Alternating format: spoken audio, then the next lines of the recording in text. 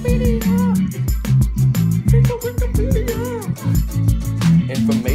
is right there on the internet. Free nations. If you don't know what you're gonna get.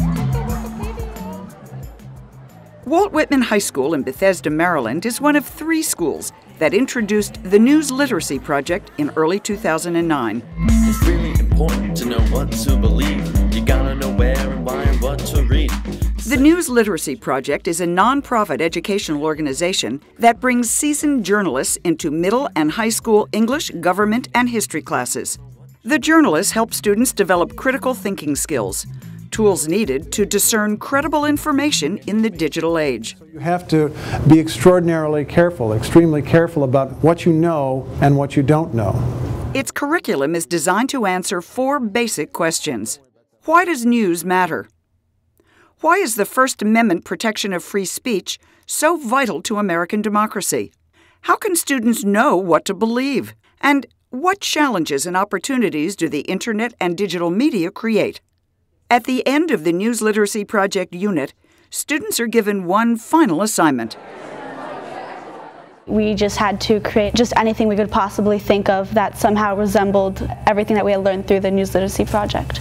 They were liberated from the traditional write a paper or produce something that is prescribed. This time they were allowed to use their imaginations at a very high level, and they came through with flying colors.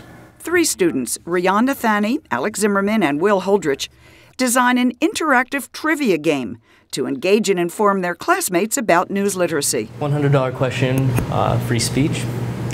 These 5 freedoms are protected by the First Amendment of the Constitution. This is a lot more fun because it's an interactive game that you can play with the whole class, and it sort of involves everyone, and at the same time teaching what you've already learned in the unit. I'm Wolf Blitzer. This is CNN.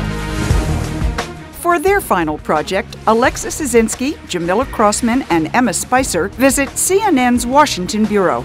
There they ask CNN journalists the News Literacy Project's first question: why does news matter? News matters because it's primarily to educate and inform.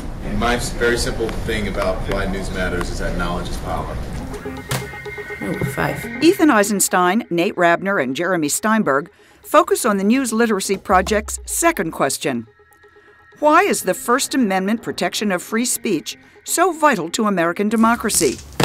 They create a game they call Speechopoly. Based on the game Monopoly, it features First Amendment cases and news literacy concepts instead of real estate.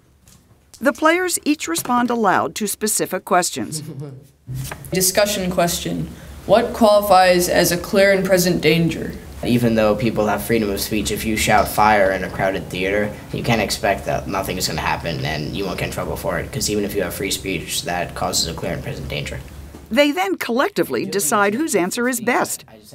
That player gets to advance his or her piece on the board. And Nate wins. What's the reward, Nate? I move to Shank v. U.S. So that's over here, and I will buy it for $320. Lucy Chen takes on the News Literacy Project's third question. How can students know what to believe? I myself go online a lot, and I look at all the information, all the news articles, and all the blogs. And sometimes I look at something and I think that's not right. It doesn't make sense. Lucy creates a game with a flow chart that players navigate. Lucy uses popular social media sites like Facebook and YouTube to create a game where players answer pointed questions. Based on the choices they make, they turn out to be either savvy or silly news consumers. So I thought this would be really helpful to teach other people that some of the sources out there aren't exactly the best. The internet site Wikipedia and a popular television show inspire the project created by Brian Joel, Danny Paris, and Connor Vergara. They tackle the News Literacy Project's final question: what challenges and opportunities do the internet and digital media create? The team produces a mock TV sting show, How to Catch a Predator, Wikipedia edition. Hi, I'm Brian O'Brien, your host for How to Catch a Predator, Wikipedia edition. Tonight, we'll be taking a look at wikipedia.org, the latest web sensation that's been tearing our country apart. The website allows you to update the website's existing web pages to keep information on the website as up-to-date as possible. However, this feature on Wikipedia has also been used by the public to provide false and slanderous information to unsuspecting scholars. Such is the case of high school dropout Peter Mathis. I've been studying for the SATs all week. I didn't have any time to work on my research paper for NSL. And it was on Thurgood Marshall, and I started work the night before. And I used Wikipedia as my main source, and I wrote a research paper on how Thurgood Marshall was the lead singer for the Jonas Brothers. Okay, not the Jonas Brothers. These are Jesse Freeman and James Dion, who write a First Amendment rap. I don't like Jesse, and I don't like James. But because of the First Amendment, we can't be restrained. When students are engaged, it's always a bonus. But when students are not only engaged, working with small groups, and then sharing their final product with the entire class, re-emphasizing, teaching, reteaching the key concepts, it doesn't get any better. Yo, people can gather and protest reform because they want a little deviation from the norm. Students agree. I think we truly learned that, all this really modern information like Wikipedia and even information posted on YouTube and sites like that all ties back into the First Amendment, how it's constitutionally protected and supported. So I think it was a valuable experience.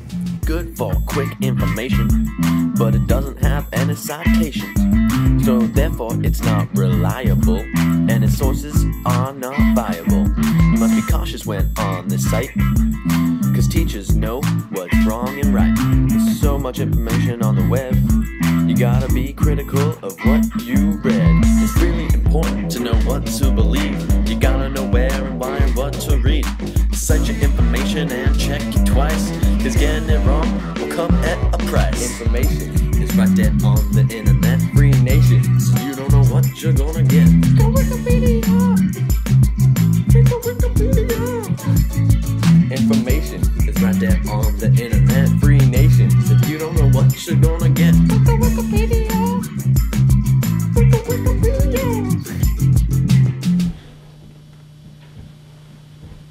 For Dateline How to Catch a Predator, this is Brian O'Brien, signing off.